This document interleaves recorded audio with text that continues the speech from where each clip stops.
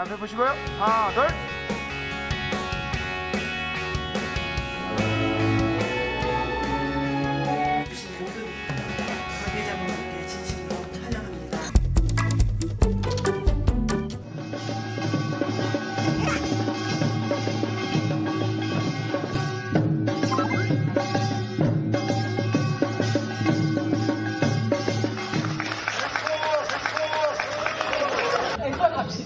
갑시다.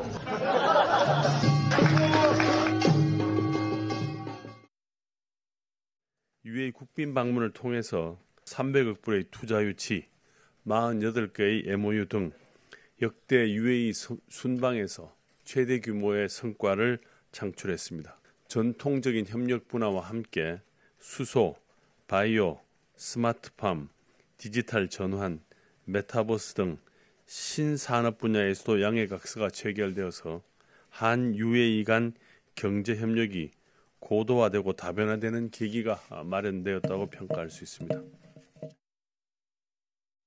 예, 이관석 국정기획수석의 순방 평가까지 좀 들어봤습니다. 지금 보시는 화면은 앞서 이제 잠깐 들은 것처럼 이 스위스 출신의 이 사물놀이패 공연을 보고 대통령이 앵콜을 외쳤고 그 말에 김건희 여사도 웃으면서 이제 박수 쳤던 모습입니다. 저 랑게라고 하는 저 화물놀이 공연자는 사실은 이제 한국의 이런 사물놀이에 푹 빠져가지고 한국에 와서 이제 전통 악기를 좀 배우고 갔다고 합니다. 어쨌든 뭐 굉장히 유쾌하고 흐뭇한 그런 공연이었던 것 같습니다. 이상희 교수님. 네. 잠시 뒤에 이란 얘기를 할 거예요. 그러니까 이란 얘기는 빼고 뭐 이번 순방 성과를 짧게 좀 총평하신다면. 이번 순방에 대한 성과는 뭐 대통령실에도 조금 전에 발표를 했습니다만은 첫째도 경제, 두 번째도 경제, 세 번째도 경제다. 이 경제에 상당한 방점을 찍고 있다라고 보는데 뭐 간단하게 말씀드리자면 저는 크게 두 가지가 아닌가 생각이 됩니다. 지적했고 이미 언론에 보도가 된 바와 같이 실질적으로 UAE, 아랍에미리트와의 관계, 이 관계를 전략적 동맹 관계의 최고 단계로 격상을 시키겠다. 이런 부분들이 외교적 성과를 볼 수가 있고요. 여기에 더불어서 실제 300억 달러, 약 37조 원의 가량의 MOU를 체결했다. 이거는 뭐 최대의 성과라고 볼 수가 있는 것이죠. 이때까지 볼 수가 없었던 것이니까. 이게 왜 중요하냐 그러면은 비판론자들은 그렇게 이야기를 합니다. 어떻게 이야기하냐면은 MOU라는 것이 이것이 구속력이 없지 않느냐. 그래서 누구나 다가 체결할 수 있지 않느냐라고 이야기를 하는데 이건 좀 잘못된 그런 인식에서 비롯됐다고 봐야 돼요. 왜냐 그러면은 쉽게 표현하자 그러면 영업사원과 그 회사 대표가 계약하는 건 다릅니다. 실질적으로 대한민국의 대통령으로서 국가 수반이 가서 MOU를 체결하는 것은 그 MOU라는 그 성격을 그대로 이야기하는 것이 아니라 상당한 구속력을 갖고 있기 때문에 이것이 실체적으로 투자 협약이 이루어질 가능성이 굉장히 많다라는 것입니다. 알겠습니다. 자, 이렇게 상당한 외교적 성과 또 투자 유치 성과를 갖고 내일 새벽에 이제 돌아오시게 될 텐데 우리 국내 언론은 사실 어때요? 그러니까 보도량에서 봤을 때 이런 300억 불 투자 유치라든지 여러 가지 이제 해외 순방 성과에 더 많은 보도량을 할애합니까? 아니면 김건희 여사가 대통령이네 뭐 아니면 또 이란 논란 뭐 그런 쪽이 더 보도량이 많습니까? 단순 비교는 안 해봤지만 뭐 경제지들 그리고 보수 언론 중심으로 해서는 경제적 성과를 부각시키는 보도를 하고 있고요. 그렇지만 전반적인 보도량을 보면 아무래도 뭐 김건희 여사의 패션이라든가 뭐 가방이라든가 뭐 이런 초반에는 그런 보도가 굉장히 많이 나왔던 것 같고요. 그리고 어찌됐든 그 이란 주적 발언 이후에는 사실 외교 리스크가 굉장히 커지고 있기 때문에 그 분야에 상당한 보도량이 비중이 실리고 있다 이렇게 볼 수 있을 것 같고 실제로 이 문제는 정치권뿐만 아니라 그리고 이란 정부가 뭐 대사를 초치하고 우리도 맞초치하고 뭐 이런 과정을 겪으면서 이 문제가 상당히 큰 파장을 낳고 있어서 사실은 이게 더 큰 문제다 볼 수 있죠. 그러니까 큰 외교 성과가 있음에도 불구하고 대통령의 발언 실수 때문에 이런 성과가 좀 빛을 발하지 못하고 있다 이런 것도 가능할 것 같습니다. 자, 들으신 것처럼 이제 이란 문제가 조금 복잡해지고 있습니다. 그러나 이제 이란의 또 노림수도 분명히 있습니다. 그것을 우리가 좀 잘 읽어야 될 것 같습니다. 자, 관련된 얘기 들어보겠습니다. 이란 외무부가 주이란 대사를 초치해서 우리 대통령의 발언과 관련해서 항의했다고 전해졌는데 이에 대해서 우리 외교부가 취한 조치가 있는지 궁금합니다. 샤베스탈이 주한 이란 대사를 초치해서 우리 정부의 입장을 다시 한번 다음 설명하였습니다. 보도된 발언은 UAE에서 임무 수행 중인 우리 장병들에 대한 격려 차원의 말씀이었고 한이란 관계 등 이란의 국제 관계와는 전혀 무관합니다. 앞으로도 이란 측과 양국 관계 발전을 위해 명확한 사실에 기초하여 우호 관계 형성 노력을 지속해 나가길 기대합니다. 에미리트 국민들 입장에서 가장 위협을 느끼는 나라가 어디입니까? 이란 아닙니까? 아랍에미리트가 국방력이 필요한 것은 당장 이란 때문이에요. 그래서 우리도 파병을 해서 아랍에미리트를 도와주고 있는 거 아니에요? UAE는 안보적으로 불안하니까 소위 말해서 우리나라의 그 국방력을 지금 갖다가 쓰는 거 아니에요. 왜? 이란의 위협에 대비하기 위해서 그런 거 아니에요. 이란한테 사과를 해야 된다. 이거는 또 언어 도단이라고 생각합니다. 왜냐하면 최근에 이란 보면요, 진짜 악당 국가예요. 시위 참여한 사람 했다고 사형 선고를 하고, 그러니까 노골적인 사법살인을 자행하고 있어요. 뭐 잘났다고 대통령 우리 한국의 적이라고 한 것도 아니고. 예, 들으신 것처럼 아랍에미리트의 적은 이란이다라고 하는 대통령의 발언이 외교적 파장을 낳았습니다. 말의 적절성도 논란이 좀 됩니다. 이란 외교부가 우리 한국 대사를 초치했고, 그러나 이란이 이렇게 강경하게 나오는 그 배경을 들여다보면은 미국의 이란 제재로 인해서 우리가 이란에 지급하지 않고 있는 수출 대금을 받아내기 위해서 오히려 이란이 더 강경하게 나오는 것 아닌가라고 하는 그런 해석도 분명히 있습니다. 그래서 우리 정부도 그런 해석을 읽고 주한 이란 대사를 초치하는 그런 맞불을 놨습니다.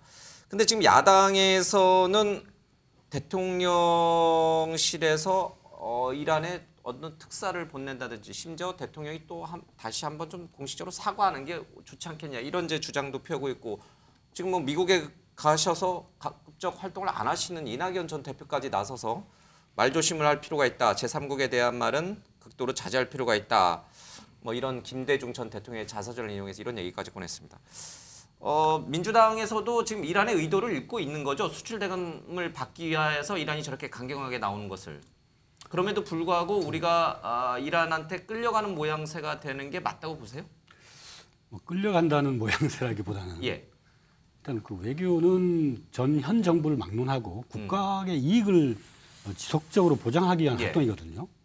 예전에 이제 문재인 정부 때 임종석 비서실장을 특사로 보냈었습니다. 예. 그건 그러니까 이명박 대통령 때 체결한 협약 문제에 대한 오해를 씻기 위한 노력이 일어나는 거 갔었거든요. 예.